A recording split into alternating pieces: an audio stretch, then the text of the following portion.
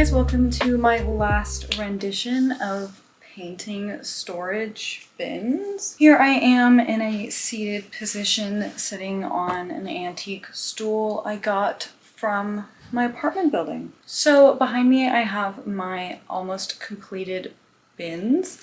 This is, any guesses? Yes, this is my Starry Night bin. I have a couple fixes I want to make just because this paint came out kind of translucent, and also because you guys deserve a little third piece to my painting bins saga. So if you recall correctly, the Starry Night looks like this. So mine is a bit of a rendition on the original Starry Night. I won't show you how to do every piece or every little bit that I did because trade secret, but I am gonna do the finishing touches today on the swirl, so you guys will be able to watch me do that. Some parts I think came out really nicely, so I'm not gonna touch the bottom, and I'm not gonna touch this bit up here that looks like an EM. So why don't you guys settle in and we'll get started on finishing up my painted bins. Also, stay tuned to see how my second bin came out.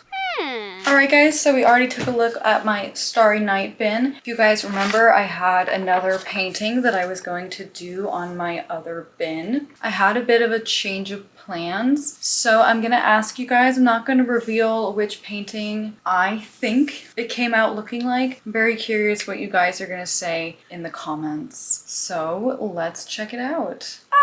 Ooh la la, so here's my second bin. This is the finished product. I'm actually not gonna make any changes to this one. I think it looks kind of amazing. It's very abstract and I'm obsessed with it. So this obviously did not come out like its intended painting, but that's just, you know, good art. Great art doesn't always look the way it's supposed to. And do you guys remember the practice that I did for this? I know, I definitely went a completely different style, didn't I? But hey, that's why you do a practice round, because if I hadn't done that, these could have come out looking really horribly. I also feel like my editing team didn't have a lot of faith in me actually doing these correctly, so I can't wait for them to be like, oh shit, that actually looks good.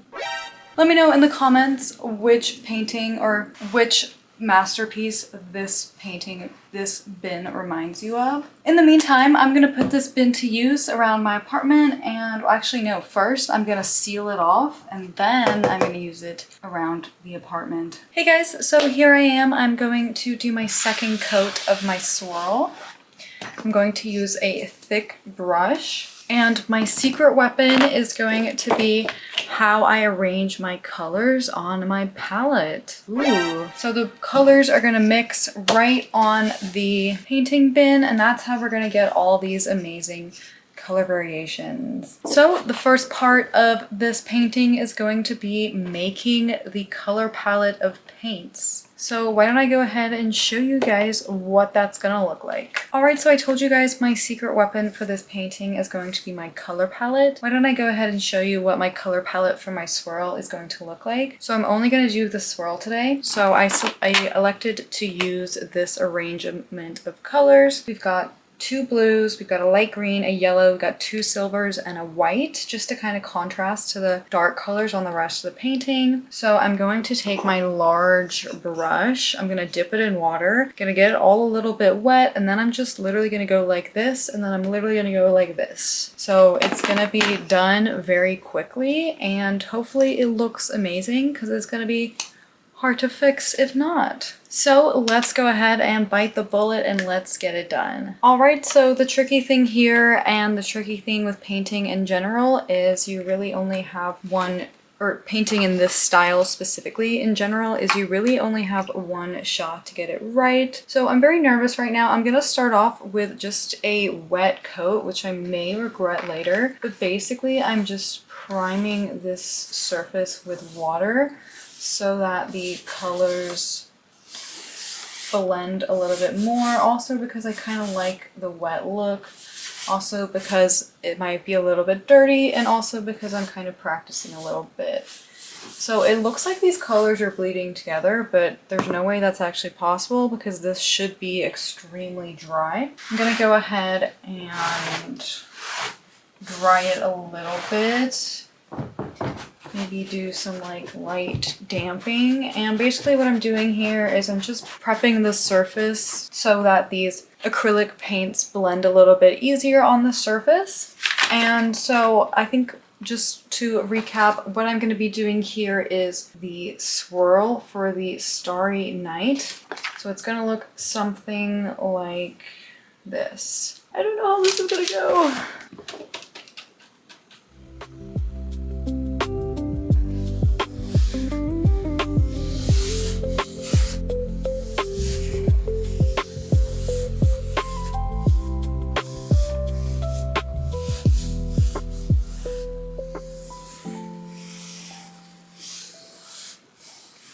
I actually think that looks kind of cool. Okay, I'm just gonna fill in a little bit up here. It looks like there's some spots that didn't quite get filled. I don't want it to look super intentional. Maybe just a little bit of a fix over here. That looks weird. That looks better. Okay, I think this is it. All right, so believe it or not, I've already done my second coat. I'm really happy that it actually didn't change the painting a whole lot, which is ideal because I thought the painting looked pretty good. I basically just added a second coat of blues and yellows to this this central area. I maybe added a little bit more yellow than I intentionally meant to, but it adds this nice yellow streak right here, contrasted with this nice blue streak. The swirl is kind of intentionally chaotic, kind of like how the swirl here is intentionally chaotic. So there's a little bit of a chaos here in the middle, but I like the fact that I was able to keep the dark elements here. I also was able to keep most of the red elements here, which I also like. This is a little bit of a mess over here. But if we just don't look there, it'll be fine. I also don't want a whole lot of drips, so I'm gonna clear up some of the drips. There's not too many drips, so that's good.